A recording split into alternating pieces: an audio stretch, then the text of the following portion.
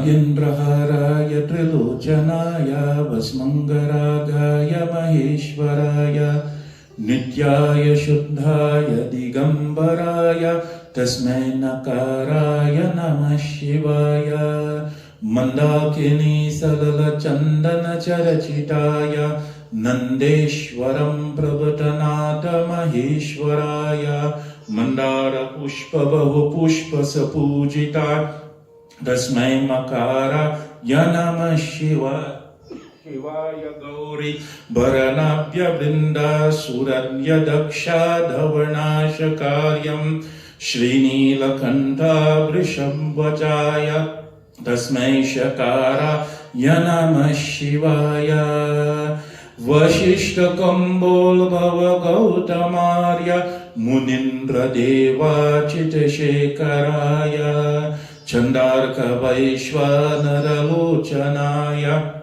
Tasmai Vakara Yanama Shivaya Yagyasharupaya Jatadaraya Pinakahastaya Sanatanaya Divyaya Devaya Digambaraya Tasmai Yakara Yanama Shivaya Pancha Aksharamidam Purnam Yahapate Shiva Sannidho Shiva Lokamavapnote Shivayen Sahamudhate.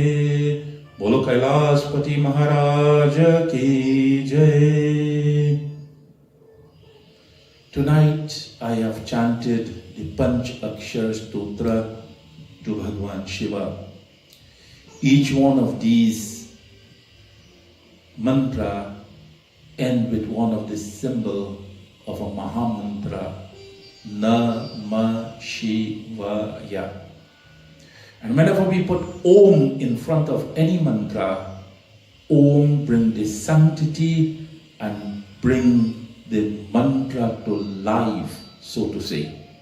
So the word Namah Shivaya, these Panch Akshar, 5 syllables, we put Om in front of it and it becomes a Mahamantra to Lord Shiva. Tonight, my katha is based on Daksh Prajapati and his wife Prastuti. Daksh Prajapati was a king.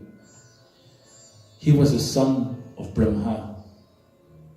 And he had a special place amongst the devatas and santan sages. Daksha prayed to Durga Ma. And his prayer for Durga Ma was very special. Not that he was praying for a child only, but he prayed to the Divine Mother and asked her to have a daughter like her. He had an abundance of devotion. And in his prayer, for some unknown reason, he had this conception in his mind that if this divine can be born in my home, then I can cradle her like a daughter. God and the devotees are inseparable. And sometimes the devotee allows God to create such an environment that the Lord becomes the child and the devotee becomes the father. So in this case, Daksh Prajapati prayed to the Divine Mother, I want a daughter like you. She appeared. Don't worry. Your devotion is tremendous. I'll become your daughter. And time went by. and his wife conceived a child. When this child was born, they named her Sati. When the news went around to the kingdom and the city, and they know that his daughter was born to Daksh Prajapati, even the Devatas became very happy.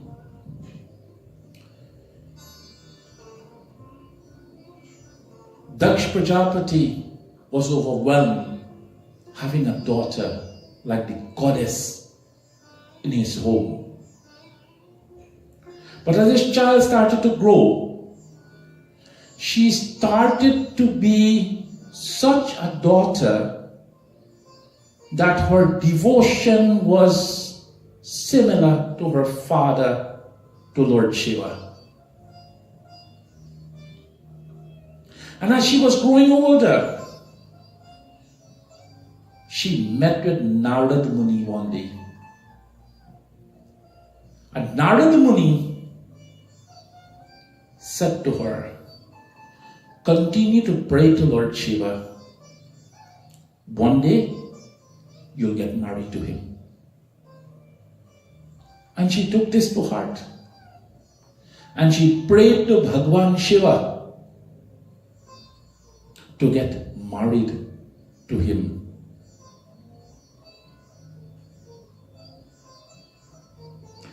Every day, every mantra, every tapasya she did was to Bhagwan Shiva.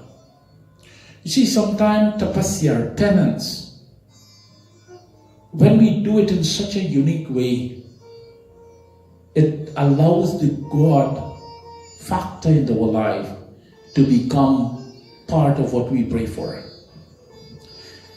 The devotee's devotion compels the Lord to become a human being, to act human, and to behave with all the traces of a human being.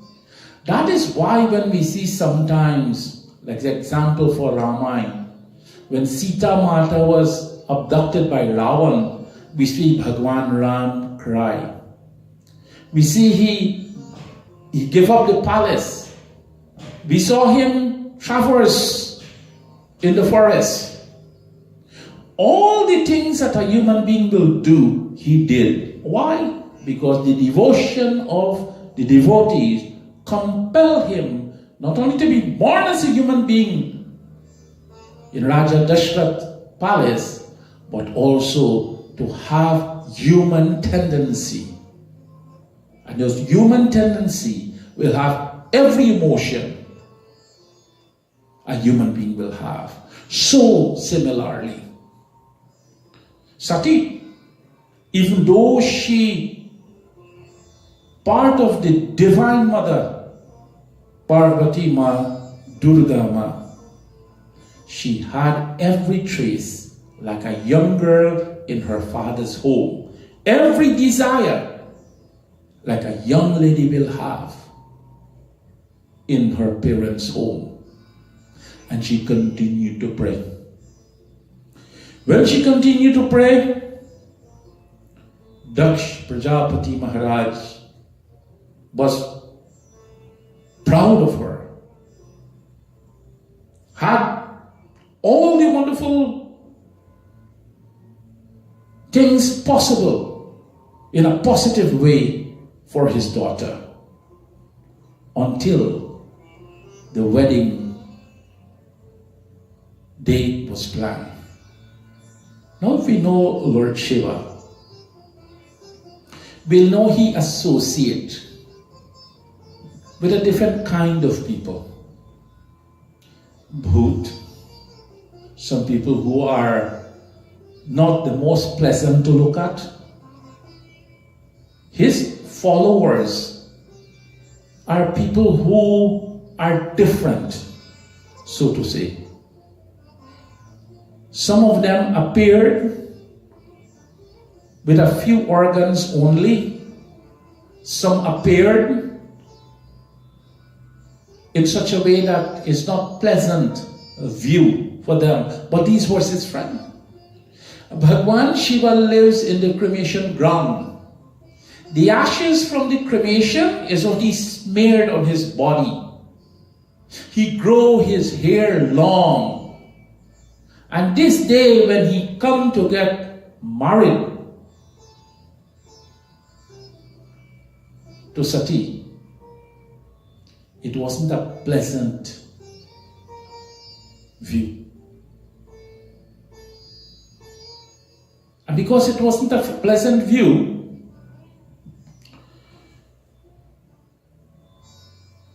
he craved the wrath of Daksh Prajapati. Daksh Prajapati was so unhappy with the sight. Imagine he is a king. Imagine he prepared well for his daughter's wedding, and when he saw the Barat coming, he was very disappointed.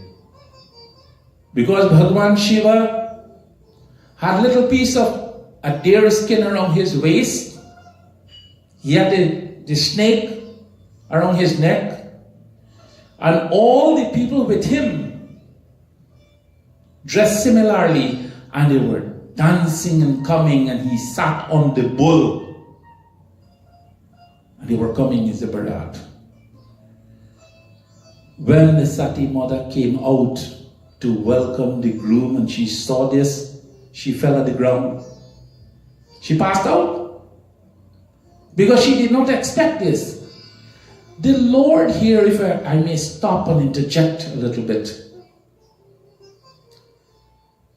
the Lord always say, show your true nature. Never hide behind something. Never live your life in a way that your imagination take you to someone else. Don't live in someone else's shadow. Be your true nature. So the message Lord Shiva was showing the world, along with Daksh Prajapati at that time, is that, look, this is who I am. Even though I'm part of the Trinity, has all this power and all this grace to do so many wonderful things. These are my friends. Langra, Langra is a person who have maybe one arm less or 1 foot less, and all of them, they didn't look pleasant, and they were dancing and coming, and they had weapons in their hands. It must bring concern to a king.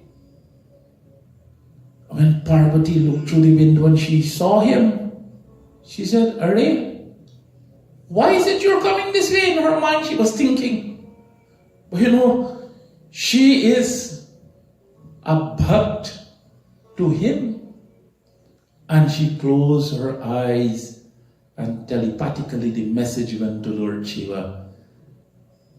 My parents and society don't want to see you this way. And Bhagwan Shiva knows the thought. The moment we decided to think, he knows. And what happened? He just closed his eyes, and when he opened his eyes again, the whole scenario changed. He came as the unique form of Lord Shiva. All the Bhut and Gandharvan, everybody who was with him, all of them become nicely dressed, nicely presented. The whole scenario changed. And the wedding went on. As the wedding went on, they went to live at Kailashpati. And after some time, Daksh Prajapati decided to do a great yajna. But for somehow he held animosity towards Lord Shiva. And at this yajna that he prepared an asan for Brahma, asan for Vishnu Bhagwan. All the devatas and devis had asan, but none for Lord Shiva. And the message reached to Sati where she was. That look, you're here at Kailas. Your father have this big yajna. And when she heard this, she said, my father have a yajna? And she turned to Lord Shiva and said, I must go. Lord Shiva said, we are not invited to the yajna. Sati said, no, that doesn't matter. That's my father. I must go. I must go to his yajna. I don't need invitation to go to my father's yajna. So Bhagavan Shiva said, if you wish to go, that's fine. You can go. But I'm not coming. This time Lord Shiva knew what was happening. So Sati decided to go. She took some of her attendants and she went to the yajna uninvited. And when she got there, she saw her mom, her dad, and other relatives. And from the very moment she entered, she knew that something was wrong, because the way she was welcomed wasn't the way a father will welcome the daughter to his home, or the family as a whole would have welcomed the daughter. So she realized now why she was not invited to this yajna. But then she also remembered she left Kailashpati, Bhagavan Shiva, at Kailas, even though she was told that we are not invited. So one way now, she could not go back to Bhagavan Shiva happy, and she could not stay at the yajna happy. When she looked at the altar, she saw all the devatas were given appropriate place and represented mantras and puja, and there was no place for Lord Shiva. So what happened? She was caught in a scenario where she could not stay at the yajna and she could not go back to Kailas. What should I do? So she decided that because her father insulted Lord Shiva, this yajna will not complete the way it should have. Every yajna have a havan. Havan is part of our puja. Puja becomes incompleted if there is no havan. So what happened? She went into the havan kund and burnt herself to ashes. When she did this, all the devatas got up and they were so sorry for what happened. Daksh Prajapati Maharaj also. The mother, the family, everybody never expected that she will do something like this. When Bhagavan Shiva heard this, he roared to where this yajna was. He went to Agni and picked up the body of Sati.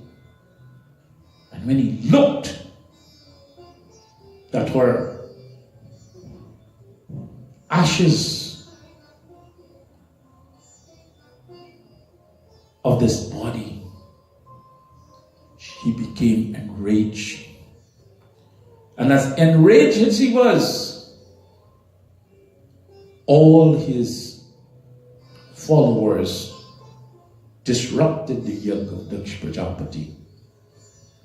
And Daksh Maharaj, he realized his mistake. Was a little bit too late. Realization comes to us, but sometimes when it comes a little bit too late, the consequences we cannot change. And he created Virabhadra, one of the forms. There are 11 Rudras or forms of Bhagwan Shiva. Hanumanji is one, Kal Bhairav is one, Virabhadra was another. And he created Virabhadra out of his Shakti, and Virabhadra went with all the associate and they destroyed the yajna. And Virabhadra grabbed Daksh Prajapati and severed his head. And when the head fell on the ground,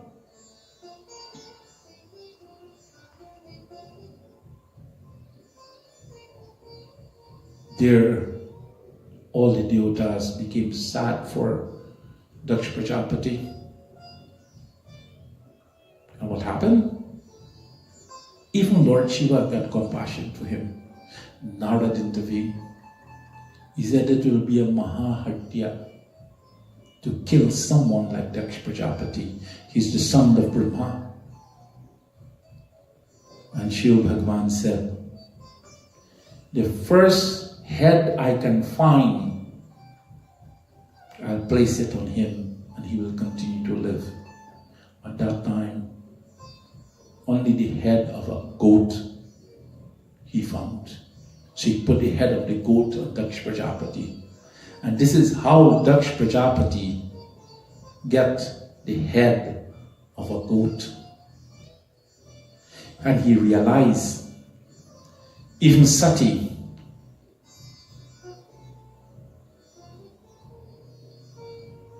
would have not liked her father to lose his life. All the devatas begged him to give life back to Daksh Prajapati. And when he got the head of a goat, he continued to live. And Bhagwan Shiva went back to Kailashpati. And he took some time in meditation because he felt that Sati should not have lost her life the way she did. So Bhagwan Shiva, even though he is all merciful and powerful and can create everything, the moment the Lord takes the form as a human being, like in this case Sati Devi from Durga Ma, the Leela unfold like an ordinary human being. The beautiful thing about Hinduism is that we see the Lord as Shakta and the Shakti. Shakta is the masculine aspect of the Lord, like Lord Shiva, and Shakti is the feminine aspect of the Lord, like Durga Ma. But Bhagwan Shiva controls both Shakta and Shakti. You see, God, when we look at God, God is beyond gender. He takes form as gender, take form as man or woman, and Hinduism is the only religion of the world, and with due respect to everyone's belief and faith, the only religion of the world that shows us God as Shakta and Shakti, masculine and feminine power, and that power is combined. And that is why sometimes we see the picture of Lord Shiva or the murti of Lord Shiva, half of it is Shiva and half of it is Parvati Ma. He is telling us that God does not have to be man only. God does not have to be female only. God can be either or. But the same God is both Shakta and Shakti. Just like a quick moment about creation and our Lord, in our lives and the Lord's presence. In Hinduism, time and time again we hear this message, oh, we have many gods. Yes, if you want to say many gods, that's fine. But a very shabd was Om. You know when creation started? It started with a sound, and that sound is from the Damaru of Bhagavan Shiva. And what that sound was? Om. A, U, Ma. 3 syllable. Om. A, Brahma appeared, creator. U, Vishnu Bhagavan, the preserver, came. And Ma, Shankara Bhagavan, came. And Vishnu Bhagavan has many, many avatars. Brahma also take different forms from time to time. Shivji Bhagavan have many forms. And if you can go down from Om, Brahma, Vishnu, Mahesh, all these forms, all these Shakta and Shakti, then we'll find hundreds of forms of the Lord. And for a mind that is not fixated on God, it can become confusing. Which one should I pray to? Which one should I not pray to? Anyone you choose has the same Shakti, the same blessings like all. Because all the form when they withdrew, come back to their original, you'll have 3. Brahma, Vishnu and Mahesh. And those 3 also will go back to 1, which is the Shabd, Om. That is why you see that word Om is so powerful in our Dharma. Om is the only word that can be used like a complete mantra. We add Om in front of every mantra we chant. Mahamrityunjaya mantra.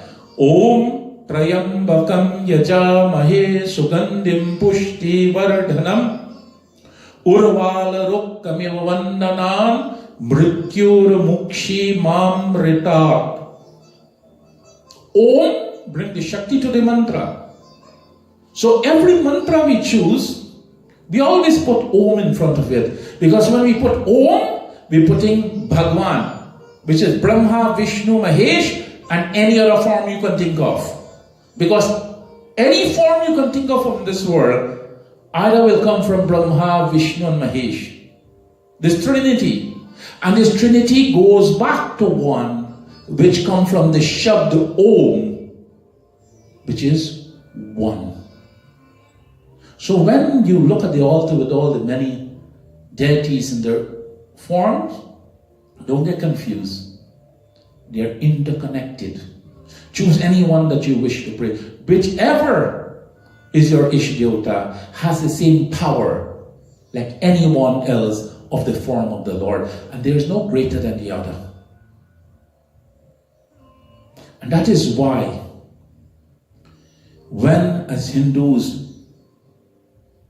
we hear this conversation, we must educate ourselves. And this is why we have Mandir. Mandir should be an educational institute. Puja, mantras and bhajans, all these are important. But we must take the time to educate people so they will understand the meaning of the Dharma.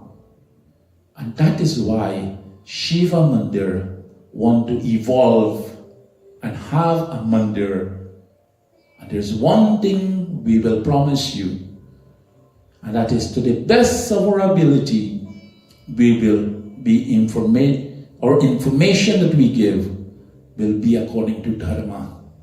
We'll make it very educational, very interesting, and we'll make it something so easy that you can understand.